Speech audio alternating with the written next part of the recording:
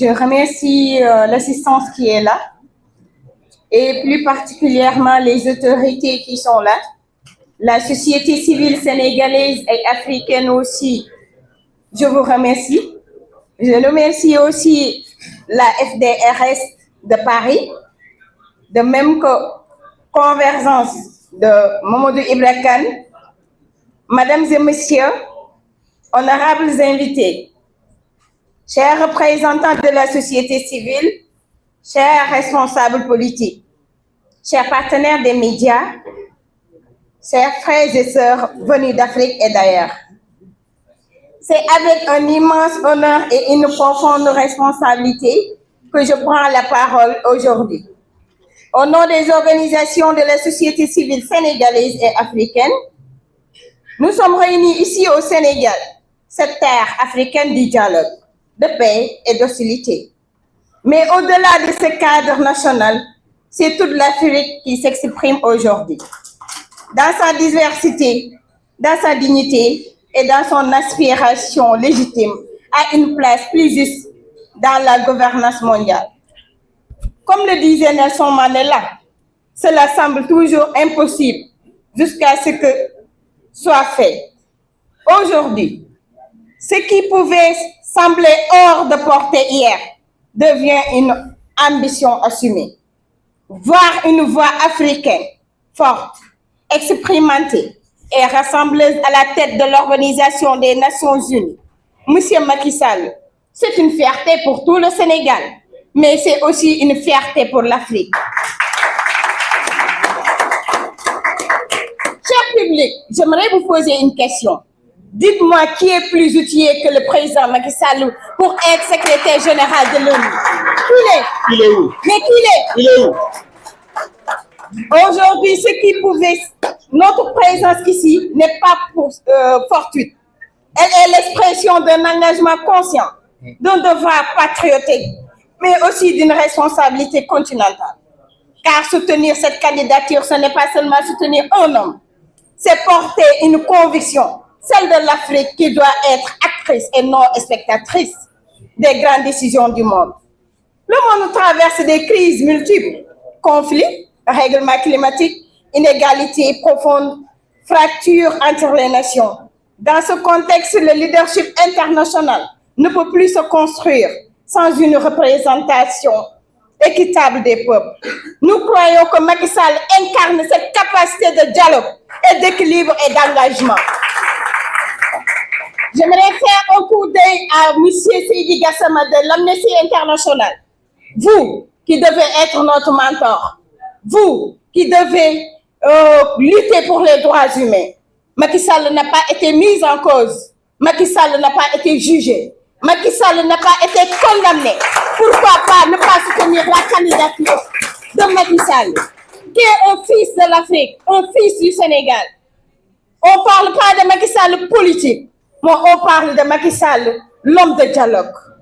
Nous croyons que Macky Sall incarne cette capacité de dialogue, d'équilibre et d'engagement.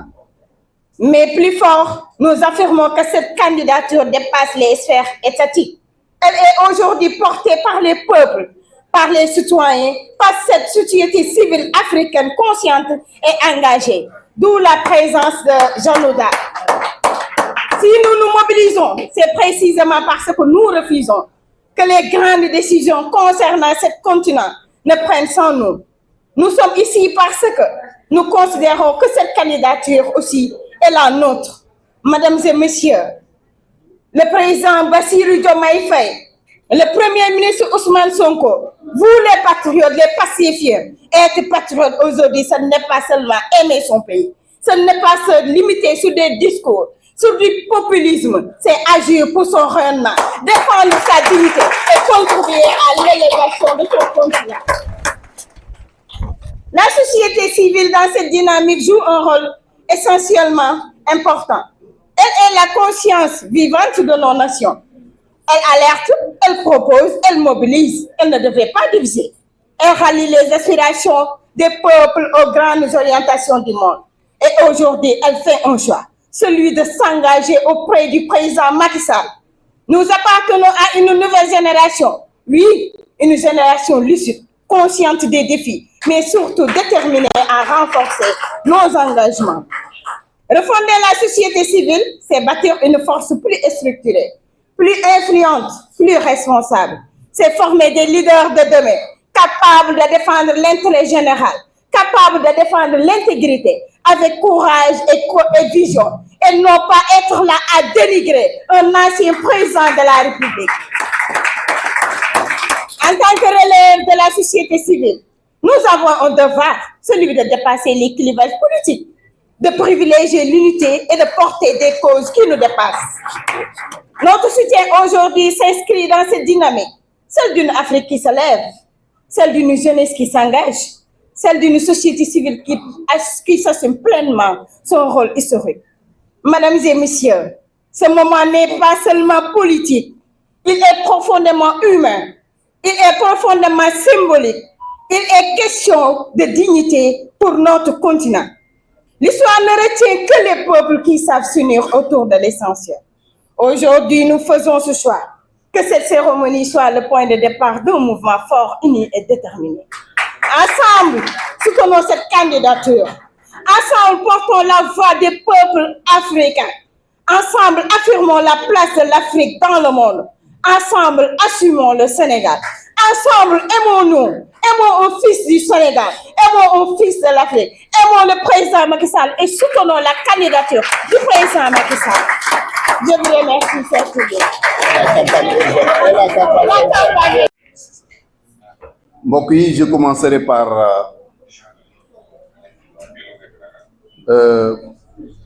remercier l'initiatrice de cette manifestation. Je reviendrai tout à l'heure. Remercier mon frère ami Seydou Gueye pour les paroles aimables qu'il vient de placer tout à l'heure et me concernant. Et justement, en parlant de moi, Seydou parlait de courage. Mais moi, en parlant de courage, je cite mon frère Abdou Mbow. Oui. Nous le savons depuis un certain temps, il mène un combat héroïque en toutes circonstances et souvent en utilisant les termes qu'il faut. Je l'appelle souvent pour le taquin, mais quand il dit « Yéni Djouboulé ». Donc, véritablement, je lui rends hommage.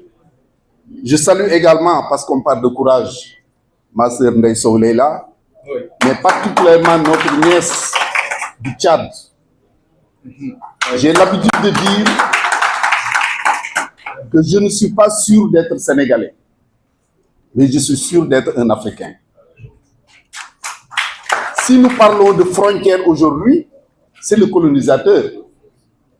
Nous, en tant qu'Africains, nous n'avons jamais connu les frontières. Les musulmans ne connaissent pas les frontières. Le prophète Mohammed parle de la Oumma islamique, n'est-ce pas? Oui.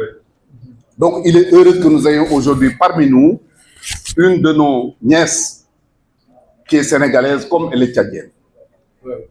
Je disais tantôt que je rendais hommage à notre nièce initiatrice de cette manifestation parce que son mérite, comme le mérite des autres, comme Babacar Gaye et tant d'autres qui ont pris des initiatives, c'est de permettre à tous les Sénégalais de dire tout haut ce qu'ils pensaient tout bas.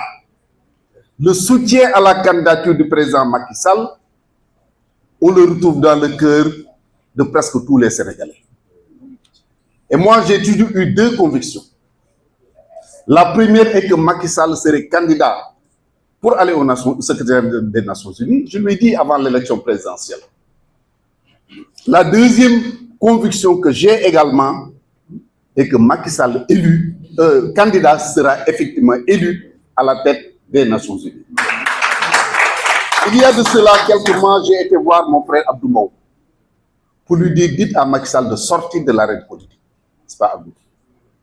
En le disant justement, c'est cette conviction qui m'animait que Macky devait aller aux Nations Unies. Et Babacar Gaye l'a rappelé tout à l'heure. Quand Serigne Mountakha, quand il a parlé du président Macky Sall, je dis qui waxam du fanan Allah. Il a quitté la présidence de la République du Sénégal. Mu ko fo jëm di nga am lu ko gën fan la wara jëm.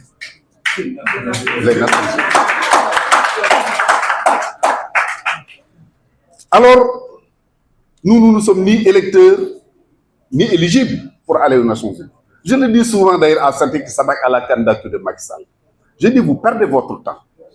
Ceux qui doivent élire, ceux qui sont électeurs ou éligibles, ils font confiance au président Macky Sall. Et Inch'Allah, il sera élu. Oui.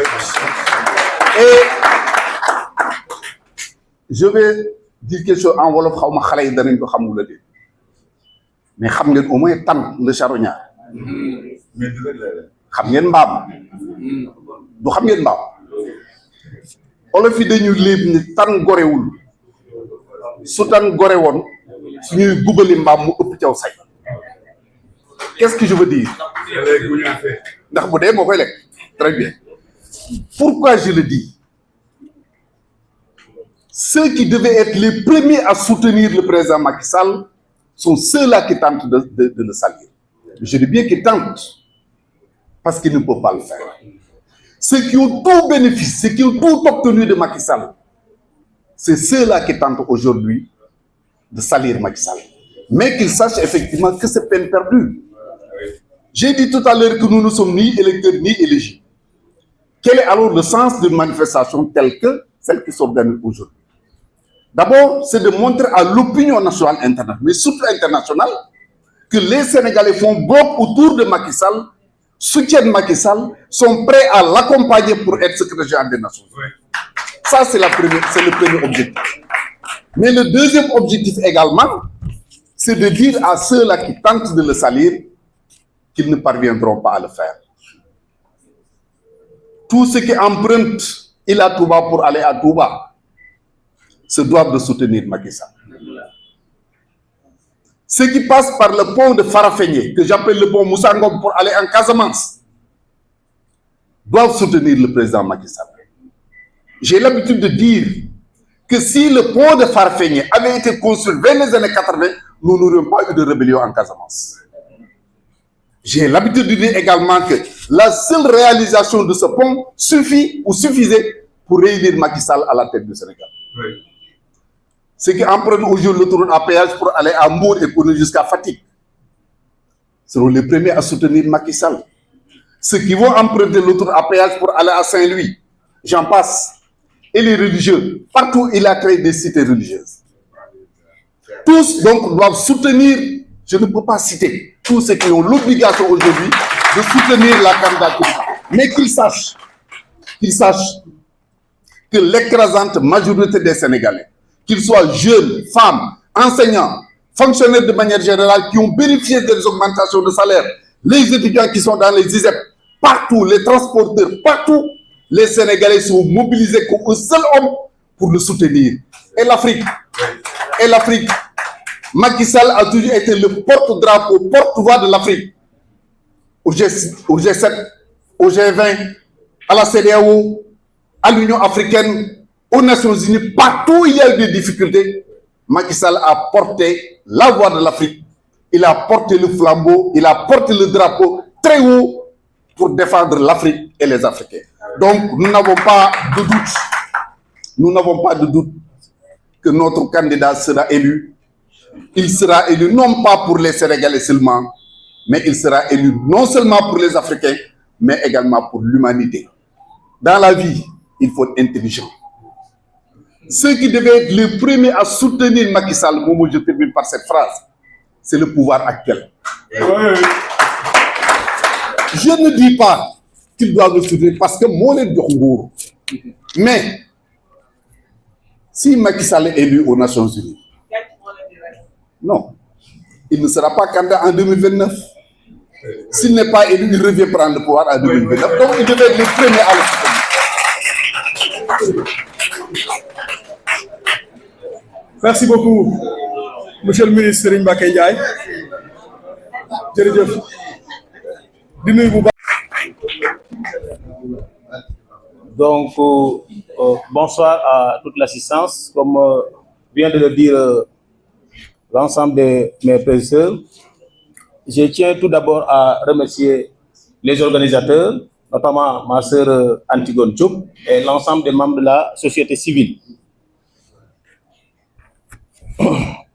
Mesdames et messieurs, Madame et monsieur le représentant de la société civile, honorables invités et chers compatriotes. Nous, Union des panafricanistes sénégalais, au nom de tout le peuple sénégalais, par ma voix, prenons la parole aujourd'hui avec lucidité, responsabilité et humilité, car le sujet qui nous réunit dépasse largement le cadre d'une actualité ordinaire. Il s'agit d'un moment qui interpelle notre conscience nationale, notre maturité institutionnelle et notre vision du rôle du Sénégal dans le monde. La candidature de son Excellence M. Macky Sall au poste de secrétaire général des Nations Unies constitue un événement majeur, non seulement pour notre pays, mais aussi pour l'Afrique et pour l'équilibre du système multilatéral international. Mesdames et messieurs, l'histoire des nations nous enseigne que le leadership de cette institution repose sur la confiance, la crédibilité et l'expérience. Elle nous rappelle également que certaines figures issues du continent africain ont su marquer durablement cette institution par leur sens du dialogue, leur impartialité et leur vision. Aujourd'hui, le monde traverse une période profonde de mutations, de conflits persistants, de crises climatiques, de tensions géopolitiques, d'inégalités économiques, de défis migratoires et de recomposition stratégique globale. Dans ce contexte, l'émergence d'un leadership africain au sommet des Nations Unies ne serait pas un hasard de l'histoire. Elle serait une réponse à une exigence d'équilibre, d'équité et de représentativité. Pour l'Afrique, une telle candidature représente une opportunité historique. Elle signifie la possibilité pour notre continent d'avoir une voix plus audible dans la gestion des crises internationales. Elle signifie aussi la reconnaissance d'une expérience africaine en matière de résilience, de médiation et de coexistence pacifique. L'Afrique n'est pas seulement un espace d'enjeu. L'Afrique est devenue un espace de solution. Nos pays du moins, ont développé des mécanismes de dialogue, de tradition, de médiation et d'expérience de gestion des conflits qui peuvent inspirer la gouvernance mondiale.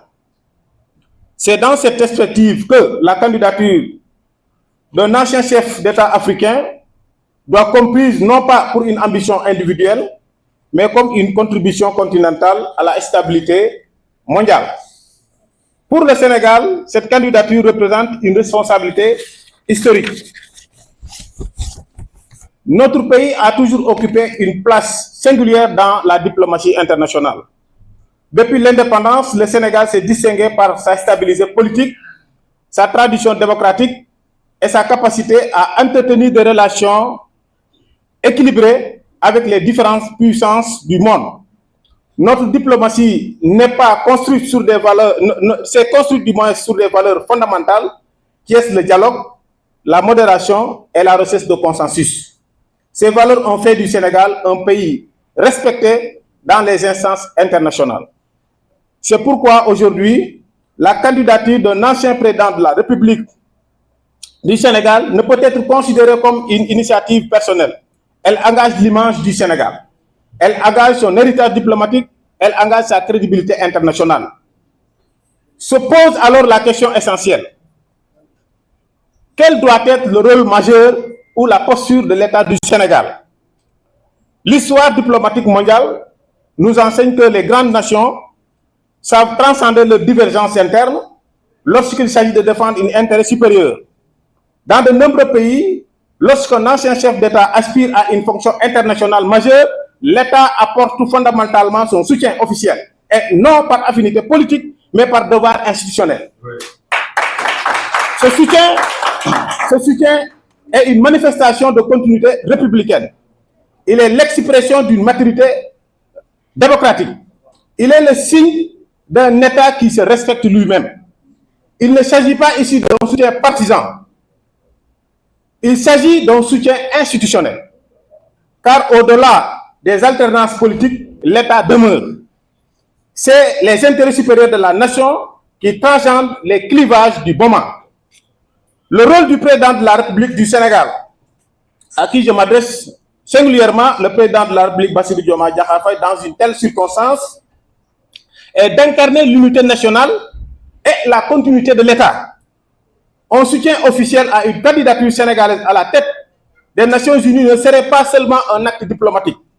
Ce serait un acte d'élégance républicaine, ce serait un acte de responsabilité historique, ce serait un acte de vision stratégique. Et en parlant d'ailleurs de diplomatie, je m'adresse aux débutants pour leur dire: la diplomatie n'est pas un espace d'improvisation, encore moins de règlement de compte. Oui. La diplomatie, à ces débutants toujours, et aux immatures, la diplomatie, c'est un art stratégique. Elle exige anticipation, cohérence et mobilisation, et non des tergiversations. Mesdames et messieurs, il convient également d'examiner cette question sous l'angle de la dignité nationale. Lorsqu'un citoyen d'un pays aspire à des responsabilités internationales, c'est toute la nation qui se trouve placée sous le regard du monde. Soutenir une telle candidature, ce n'est pas seulement soutenir une personne, c'est affirmer la confiance que nous avons dans sur nos propres citoyens du moins. C'est affirmer notre volonté d'exister dans le cercle des décisions mondiales. Au-delà du Sénégal, cette candidature doit être comprise comme une opportunité africaine.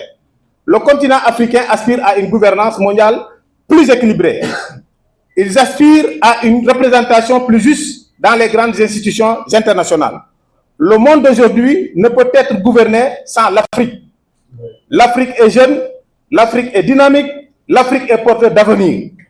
Donner une place à un leadership africain au sommet des Nations Unies serait un acte de justice historique et une contribution à une stabilité globale. Notre appel est un appel de responsabilité collective. Nous appelons à une réflexion lucide, nous appelons à une vision stratégique, nous appelons à une mobilisation nationale responsable. Il ne s'agit pas ici d'un débat partisan, il ne s'agit pas d'un débat d'intérêt, il s'agit d'un débat d'intérêt national. Il ne s'agit pas d'un moment de politique ordinaire, il s'agit d'un moment historique, et dans les moments historiques, les grandes nations savent faire preuve de hauteur de vue. Je vous en remercie.